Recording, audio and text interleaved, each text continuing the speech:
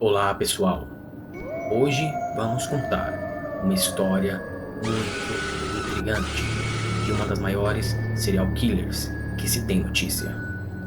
Elizabeth Bathory, a Condessa Sanguinária, aqui no Desbravando o Desconhecido. A famosa Condessa Sanguinária figura entre as mulheres acusadas de serem as maiores assassinas da história, já tendo servido de inspiração para muitos escritores e cineastas.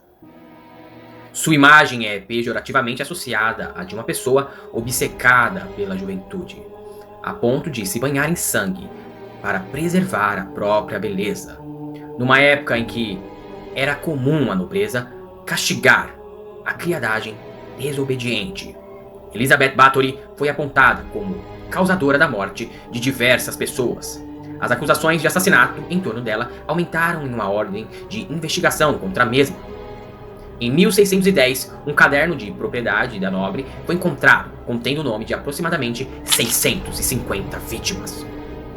A condessa foi então julgada e considerada culpada por todos os crimes. Sua sentença: permanecer trancada numa cela escura pelo resto de seus dias. Com efeito, quase toda a sua história parece se resumir às acusações que foram feitas contra ela nesse processo, de modo que se torna muito difícil levantar dados biográficos mais consistentes. Pesquisas recentes, porém, avaliam a possibilidade da condenação de Elizabeth Bathory ter sido uma trama orquestrada pelo rei da Hungria para se livrar das dívidas contraídas para com seu marido e se apoderar de sua herança. Nascida em Nyírbátor, hoje parte da República Eslovaca, em 7 de agosto de 1560, Elizabeth Bathory pertencia a uma renomada família de nobres protestantes, da qual também descendia Stefan Batory, rei da Polônia, além de alguns membros da igreja e outros notórios heróis de guerra. Quando criança, recebeu uma educação esmerada, distinguindo-se assim de seus contemporâneos, em suma analfabetos. Era fluente em sua língua natal, no latim e no alemão. Apesar disso, não teve uma infância feliz, graças à sua fragilizada saúde e por ter crescido num período ao qual a Hungria sediava guerras entre austríacos e turcos. De acordo com os registros, quando tinha cerca de 9 anos de idade, Elizabeth resistiu a uma invasão de tropas inimigas no castelo de Sitges, residência de sua família, e provavelmente presenciou a morte de suas irmãs mais velhas, que primeiro foram abusadas e depois assassinadas. Uma cena que certamente perturbaria seus pensamentos pelos longos anos que ainda viriam. Não obstante, seu pai, George Bathory, era famoso por aplicar castigos severos àqueles que infringiam suas leis, sendo possível que alguns deles tenham sido assistidos pela jovem. Uma história conta que um cigano, acusado de sequestrar crianças, foi aprisionado dentro da barriga de um cavalo, morto, apenas com sua cabeça deixada para fora, na qual vermes o comiam por completo. Em 1571, Elizabeth ficou noiva de Ferenc d'Asti, graças às tramóias políticas da mãe do mesmo, que ambicionava elevar o status social de sua família. Nascido em 6 de outubro de 1555, Ferenc pertencia a uma família cujas origens podiam ser retraçadas até o século VIII da era cristã. Seu país de origem, contudo, era a Inglaterra. Alguns ancestrais haviam sido convocados para ir até a Hungria lutar contra os inimigos dos aliados da coroa inglesa, e por lá se estabeleceram, principalmente na região oeste do país, perto da fronteira austríaca. A união com Ferenc seria determinante na formação da suposta desenvoltura sanguinária pela qual a condessa ficaria marcada nos anos vindouros, de acordo com Valentine Perosi. Quando seu marido guerreiro voltava ao castelo entre suas batalhas, isso significava para Elizabeth uma grande honra e também distrações. Os criados, entorpecidos, despertavam. Os cavalos eram tratados. Os cachorros favoritos faziam festa.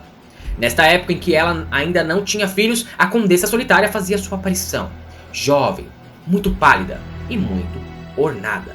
Ela tinha emergido para ficar mais branca numa suave água de vitela e tinha se friccionado com unguento de pele de carneiro, um pouco das essências turcas de jasmim rosa, enviadas da Transilvânia pelo seu primo Sigismundo. Havia desaparecer aquele odor de matadouro. Penrose, 1992. General temido pelas tropas inimigas por sua crueldade, Ferenc teria ensinado vários métodos de tortura à sua mulher. A lenda obscura, criada em torno da condessa, diz que Elizabeth treinava tais métodos com os criados mais indisciplinados, enquanto seu marido estava em campanha militar. Por outro lado, disse-se que Feric, ao mesmo tempo em que admirava sua esposa pela beleza, também tinha certo receio dela, devido à sua postura autoritária, pouco usual em uma nobre que foi educada para o casamento. Na época em que a condessa viveu, o padrão de beleza feminino celebrava o culto à mulher de cabelos loiros, olhos claros, lábios pequenos e proporções corporais delicadas, conforme podemos observar nos vários retratos da Virgem Maria e de Vênus, pintada no período. Infelizmente, o único retrato pintado de Elizabeth Bathory em seu tempo de vida pouco contribui para averiguar as características de sua lendária beleza, mas de acordo com os registros, ela era considerada uma mulher fascinante, com sua cultura erudita, um modo sinuoso com que costumava cerrar as pálpebras de cílios castanhos para atrair seu interlocutor e seu porte altivo e misterioso.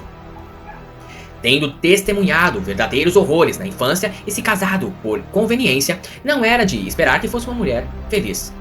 Frequentemente doente, ela vivia certamente de uma grande quantidade de serviçais que estavam à sua disposição, munidos com remédios entorpecentes para curar sua dor de cabeça. Todas as manhãs a condessa era cuidadosamente penteada por suas criadas, que arrumavam seus cabelos por trás, revelando uma testa inteligente e seu rosto oval. Cosméticos à base de mercúrio e açafrão eram aplicados à sua pele para realçar a brancura da tez. Logo após, era vestida com um traje de veludo e seda. Uma touca que ressaltava seu status de mulher casada era colocada na cabeça e depois um colar de rufos, no estilo inglês, era atado ao pescoço. As histórias sobre a suposta maldade da condessa Elizabeth Bathory parecem nublar quase todos os registros que sabemos acerca de sua vida. Na crença popular húngara, as punições mais leves praticadas por ela consistiam em enfiar agulhas entre as unhas de seus servos, atacá-los com mordidas ou dilacerar suas carnes. Dizem-se que, certa ocasião, aconteceu de abrir a mandíbula de uma de suas empregadas até que o canto da boca se rasgasse. É preciso ter em mente que estamos falando de uma época em que direitos humanos não existiam, de modo que corretivos severos costumavam ser aplicados na criadagem, principalmente naquela parte do continente europeu. Acometida por fortes dores de cabeça, é bem provável que a condessa aplicasse alguns tabefes e beliscões em empregados que não executavam as ordens de forma precisa. Gritos e cenas desagradáveis também podiam ocorrer. Por outro lado, a despeito da má fama de Elizabeth Bathory, as camponesas afluíam e subiam cantando o caminho do castelo.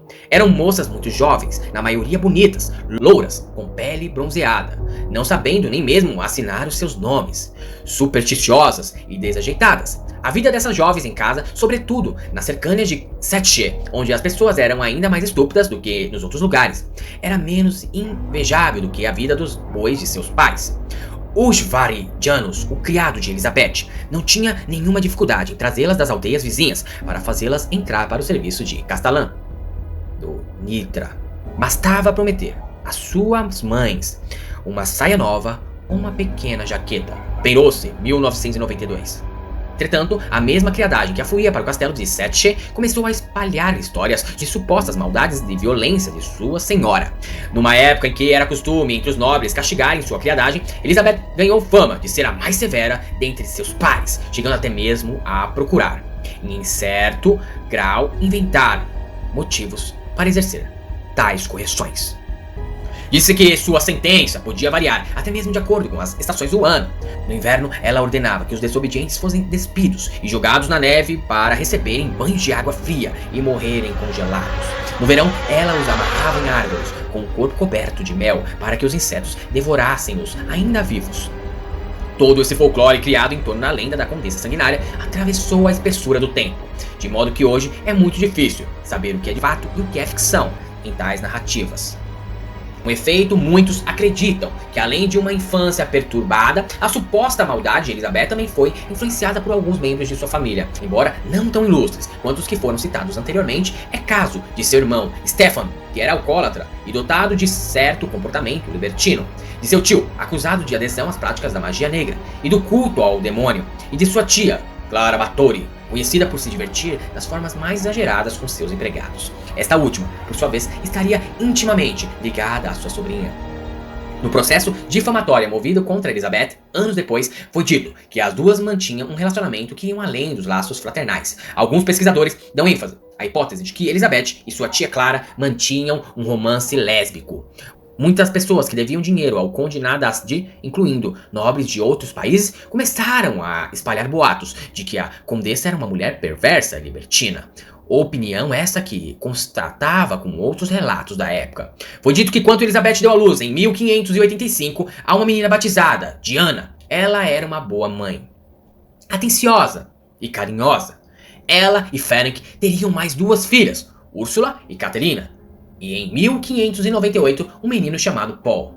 De acordo com os termos da acusação levantada no processo contra Elizabeth, ela contou com a ajuda de vários cúmplices que encumpriam atos criminosos. Sem eles, ela provavelmente teria sido desmascarada muito antes do que pudesse imaginar. Ao seu lado estava um serviçal conhecido apenas pelo nome de Fixcoco, Helena Jo, a ama de leite de seu filho, apelidada de Dorca, e uma lavadeira conhecida como Catarina Benexik. Completavam o quinteto. Em 1604, o conde Nasdad morreu e depois de 4 semanas de intenso luto, Elizabeth decidiu que era hora de continuar sua vida na bem-aventurada corte de Viena, de acordo com Perussi. No retorno de Viena, Elizabeth parava às vezes para uma vista ou um banquete neste antiguíssimo castelo de Fochtstein, pertencente a Esterhans. A província próxima da fronteira já é quase húngara. Ao longe vê-se um lago cercado de aldeias brancas com telhados encimados por ninhos de cegonhas. Ouve-se às vezes um antigo tarugado da longa flauta húngara de madeira e de chifre, que ainda é usada para acompanhar um interminável e selvagem lamento da dama de Setche. Dizem que lá existem, entre os retratos, o de uma condessa muito bela e muito cruel, que em outra época descia os Cárpatos para ir a Viena e costumava parar ali. Perussi, 1992. Foi na corte de Habsburgo, onde se diz que Elizabeth conheceu Ana Darwulja, que supostamente lhe ensinou novas táticas de tortura, e de acordo com alguns pesquisadores, também se tornou sua amante. Até hoje, a suposta homossexualidade de Elizabeth Bathory se constitui numa afirmação bastante preconceituosa, utilizada para alimentar a lenda pejorativa da condessa de sangue. Naquela época, porém, a nobre já estava com 44 anos de idade, considerada avançada por uma mulher do período. Muito vaidosa, ela viu aos poucos sua pele marmórea ganhar as primeiras rugas. É nesse ponto que começa a lenda dos seus famosos banhos de sangue.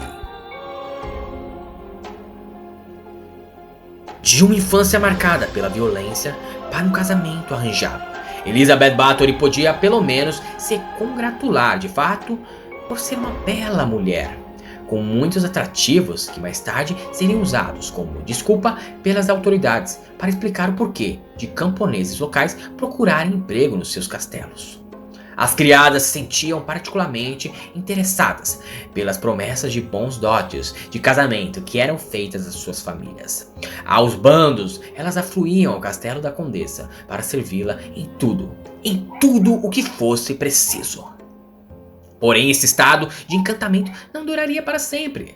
Há uma passagem bastante peculiar no mito criado em torno da chamada Condessa de Sangue, que lança um pouco de luz sobre as razões pelas quais ela teria se tornado obcecada com sua aparência depois dos 40. Disse que, certo dia, enquanto estava em um passeio a cavalo, encontrou no caminho uma velha senhora. A condessa, ricamente paramentada em cima da montaria, começou a debochar da simplicidade da velhice da caminhante. Desconsiderando a posição da nobre que lhe insultava, a anciã respondeu que um dia Elizabeth seria tão idosa quanto ela. Não se sabe ao certo se essa falácia é verídica, como tudo ou mais em torno do folclore criado sobre Elizabeth. Mas é certo, em que determinada fase de sua vida, a condessa começou a se preocupar mais com a sua aparência física, que já começava a apresentar os sinais do tempo. De acordo com a crença geral, numa noite, Elizabeth estava a ser arrumada por sua criada para a refeição. Como acontecia quase todos os dias, era preciso que ela aparecesse no salão impecável. O cabelo era preso numa touca decorada com pérolas, enquanto as mechas da frente era frisada para dar um formato de ondas. Apenas criadas qualificadas para esse serviço podiam se aproximar da condessa. Uma vez que ela não suportava ser tocada pelas outras servas. Uma delas lhe puxou sem querer os cabelos enquanto os escovava. Enraivecida, Elizabeth lhe esbofeteou com tanta força que arrancou o sangue da moça, que consequentemente respingou na mão da condessa. Enquanto enxugava as manchas, ela pensou que, à medida em que o líquido vermelho coagulava, este revitalizava a cor de sua pele e suavizava as manchas que aparecem com a idade. Encantada com esse novo cosmético, a condessa teria encontrado no sangue de sua serva uma forma de se manter constantemente jovem e atraente, tornando-se famosos na época os boatos de que Elizabeth Bathory, no seu castelo, costumava se banhar no sangue de sua criadagem, composta na maioria por moças entre 12 e 20 anos. Durante todo o dia, um batalhão de jovens, costureiras e camareiras giravam em torno da condessa, sempre em silêncio, com medo de desrespeitar a ira de sua senhora. Qualquer sinal de trabalho mal feito, uma pérola mal atada, a bainha de seu vestido, era motivo de ultraje, e ela frequentemente castigava a responsável pelo descuido. Disse que sua cúmplice Dorco cortava a pele entre os dedos da infratora para punir por sua falta de jeito. Algumas histórias são ainda mais assustadoras, incluem pontadas de alfinete espetadas nos seios das criadas. Essas torturas podiam durar mesmo dias, provocando a morte das vítimas. Um ferreiro bem pago e aterrorizado por ameaças forjara no segredo da noite uma incrível peça de ferraria de um manejo particularmente difícil. Era uma gaiola cilíndrica de lama de ferro brilhantes, presas por argolas. Parecia destinada a alguma coruja enorme, mas o interior era guarnecido de pontas aguçadas. Chegada a hora, e sempre à noite, erguia-se um engenho até o teto, com a ajuda de uma polia. Era dali que saíam os gritos, despertavam os monges que ficavam em frente e suscitavam a sua cólera contra aquela maldita casa protestante. Beirou-se 1992. Foi relatado que no portão do castelo da condessa se encontrava uma jaula, supostamente movimentada com auxílio de roldanas, na qual a vítima era presa e levava na direção de uma parede com estacas finas que perfuravam lentamente sua carne até rasgá-la. A lenda diz que Elizabeth ficava sentada embaixo desse aparelho esperando o banho de sangue, que caía como consequência da mutilação. Foram poucas as criadas que só conseguiram fugir e muitas as que foram capturadas. Depois da morte de seu marido, Elizabeth adquiriu o hábito de viajar constantemente para Viena como viúva. Se tornou uma mulher economicamente emancipada, que administrava seu próprio dinheiro. Nos retornos, ela geralmente pernoitava no castelo de Forenstein, proprietária da família Esterhaz. Numa sala reservada do castelo é possível ver alguns retratos da família Bathory, entre eles o de Elizabeth. O quadro mal pintado esconde a maioria dos traços faciais da condessa, que aparece numa pose rígida, a mão esquerda segurando as pregas da saia e a direita sobre o tampo de uma mesa. Muitas cópias foram feitas a partir desse retrato, todas elas de qualidade duvidosa. Depois de alguns dias no castelo, ela retornava para sua propriedade de Setschen, onde Dorco e Leona, suas cúmplices, supostamente mantinham encarceradas na lavanderia moças em grupos de 6 ou 8 para satisfazer os caprichos da proprietária do recinto. Fixcó, acusado de ser cúmplice no assassinato das criadas, disse que, em inquéritos movidos contra Elizabeth anos depois, elas amarravam as mãos e os braços da moça, bem apertado com corda de Viena, e batiam nela até a morte, até que seus corpos estivessem inteiramente negros, como o carvão, e que sua pele se rasgasse. Uma suportou mais de 200 golpes antes de morrer. Dorco cortava seus dedos, um a um, com uma cisalha. Em seguida, furava suas veias com uma tesoura. Apuperou-se, 1992. Segundo o depoimento de Fixco, depois de morta, uma velha senhora as enterrava nas redondezas das propriedades da família. O depoente disse que a própria condessa participava das sessões de tortura e recompensava bem os seus ajudantes. Mandava que as levassem para a neve, nuas, e que derramassem águas geladas sobre elas. Ela mesma derramava água em cima delas, e elas morriam por causa disso. Penou C, 1992. O depoimento de Fixcor, contudo, deve ser considerado com cautela. Afinal, confessar seus crimes ao lado da condessa era uma forma de apelar para a misericórdia dos juízes. Era mais fácil jogar a responsabilidade em Elizabeth como mandante das mortes para assim conseguir comutar sua pena. À medida que seus assassinatos aumentavam, as histórias de uma condessa sanguinária se espalhavam mais rapidamente, fazendo com que as filhas de camponeses e jovens plebeias não mais procurassem trabalho nos condomínios dos Báthory. Segundo Valentine Penrose, uma após outra, as aldeias aos pés dos castelos da Hungria se recusavam a deixar partir as suas jovens. Os Ardes de Dorkó, Jó, Lona e Cateline Bernieskis não estavam dando resultado. Nenhuma nova descoberta era em vão que prometiam roupas novas, que faziam faiscar a glória de servir uma família ilustre. Agora era preciso tentar as negociações em regiões ainda inexploradas, tão afastadas às vezes, que um mês se passava antes que a jovem camponesa chegasse a Sitche. As velhas não ousavam ir 2 vezes à mesma aldeia. Os rumores se espalhavam junto com o campo de busco. Ouviam-se também falar de assassinatos que a condessa sanguinária cometeu até mesmo na casa de seus hospedeiros.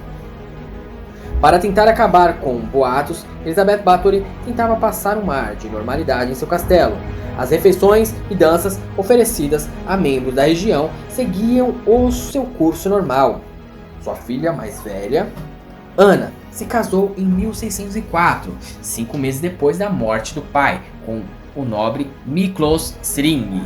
A outra filha, Catherine, ficou noiva em George Druchet, que descendia de uma das nobres famílias que haviam partido na França para a Hungria. Em decorrência das guerras, a própria condessa podia ser vista passeando de carruagem pelas estradas vizinhas, como se nada de errado houvesse acontecido consigo e sua família. Com efeito, as famílias das moças desaparecidas começaram a bater nas portas do castelo, pedindo informação sobre o paradeiro das jovens. "Ela morreu!" foi a resposta que deram a uma mãe aflita pela falta de notícias da filha, que trabalhava para a condessa. A senhora imediatamente foi prestar queixa ao acontecimento às autoridades. Os juízes no processo e o rei Matias, em suas cartas, considerariam como uma circunstância agravante o fato de que esses crimes tenham sido cometidos contra o sexo feminino. A partir desse momento, as coisas começaram a se complicar para Elizabeth. Como não conseguia mais recrutar criadas para servi-la, voltara-se para a nobreza. Foi quando cometeu seu maior deslize, assassinando alguém de seu próprio círculo social e alegando como causa da morte o suicídio. No seu depoimento, Fixcor contou que, em Kennedy-Tour, matara uma certa senhora vienense. As velhas escondiam e enterravam os cadáveres, e eu ajudei a enterrar um em Podolier, 2 em Kennedy-Tour, 1 em Sarvar. Perossi, 1992. As autoridades locais não acreditaram nas desculpas oferecidas pela condessa e sua criadagem. Em dezembro de 1610, expediram uma ordem de investigação. Durante mais de 3 dias, as autoridades se ocuparam do processo de Elizabeth. O ato de acusações contra Bathory impressionou o parlamento, e o que suscitou a maior indignação foi saber que a dama de Sitche não se contentava com o sangue de camponesas, mas precisava também de sangue das filhas de gentis homens húngaros. Entretanto, a investigação também foi movida por fins políticos, já que a coroa há muito procurava uma justificativa para confiscar as terras da condessa, devido às dívidas contraídas para com seu finado marido. Dia 6 de janeiro de 1611, o tribunal se reuniu para julgar o caso. Elizabeth foi presa, assim como seus cúmplices, e declarada culpada por todos os crimes creditados à sua pessoa. A maior prova do inquérito foi um suposto caderno, onde ela anotou o nome de aproximadamente 650 vítimas. Testemunhas também alegaram ter encontrado corpos de pessoas nas proximidades de sua residência. Como era membro da alta nobreza, Elizabeth não teve o mesmo fim que seus ajudantes, que foram condenados à morte. Ao contrário deles, ela deveria passar o resto de seus dias emparedada numa torre de seu castelo. Sem qualquer janela ou porta, apenas um pequeno buraco por onde lhe passavam comida e água. Seus outros castelos foram divididos entre seus filhos, enquanto a chamada Condessa Sanguinária permaneceu trancafiada nas sombras para sempre.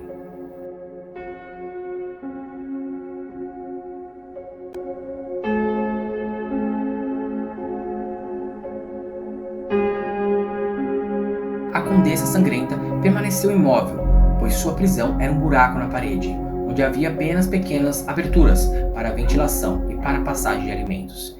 Em 21 de agosto de 1614, foi encontrada morta. A localização de seu corpo é desconhecida. Bathory foi eleita pelo livro dos recordes Guinness World Records como a assassina mais prolífica de todos os tempos.